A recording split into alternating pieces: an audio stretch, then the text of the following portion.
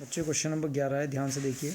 हमें उस परवलय का समीकरण ज्ञात करना है जिसका शीर्ष 0,0 दिया है और वो बिंदु 2,3 से जाता है और उसका अक्ष जो है एक्स अक्ष के अनुदिश है।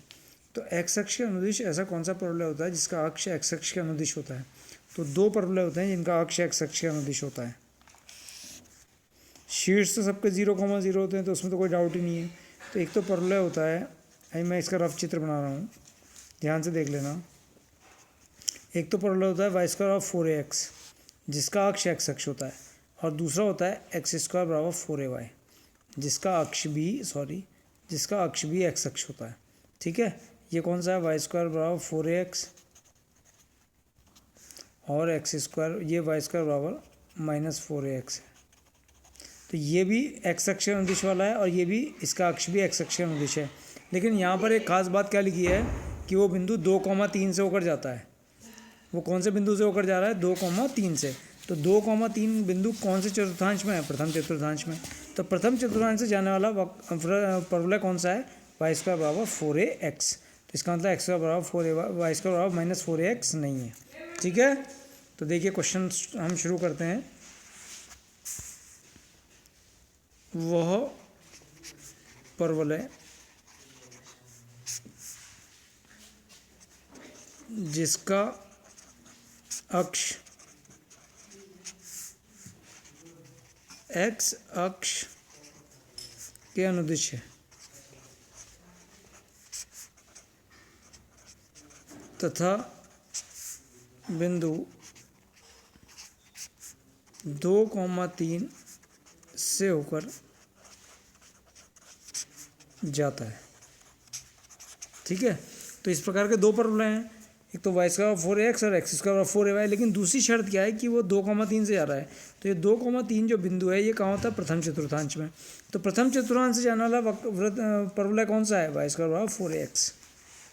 तो वह परवलय जिसका अक्ष एक्स अक्ष के अनुदिश तथा वह बिंदु बिंदु 2,3 से होकर जाता है, परवलय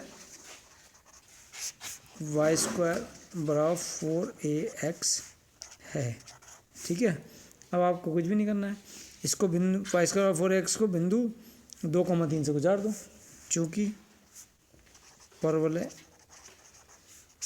बिंदु 2,3 से होकर जाता है, इसलिए बिंदु 2,3 से गुजारने पर, तो बिंदु 2,3 से आप क्या करेंगे? इसे गुजार दीजिए। तो y² 4ax को, तो a की वैल्यू इससे आ जाएगी, तो 3 का स्क्वायर 4a × x की वैल्यू 2, 9 = 8 है, तो a = 9/8। तो परवलय का समीकरण क्या आ गया? देखिए परवलय का समीकरण,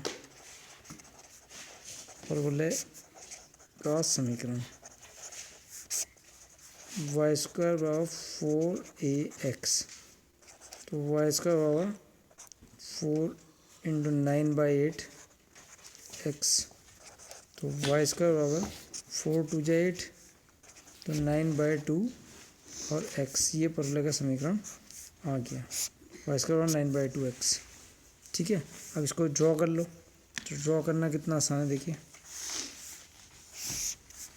o x डैश y और y डैश, ये शीर्ष o 0,0, चारों परवलय के शीर्ष 0,0 होते हैं, और ये हमारा परवलय हो गया।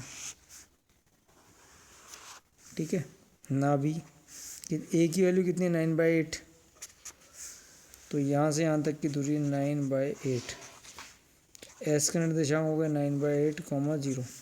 शीर्ष o से नाभि s की दूरी 9/8, तो शीर्ष o से नियता की दूरी भी 9/8, तो ये नियता हो गई आपकी सरल रेखा।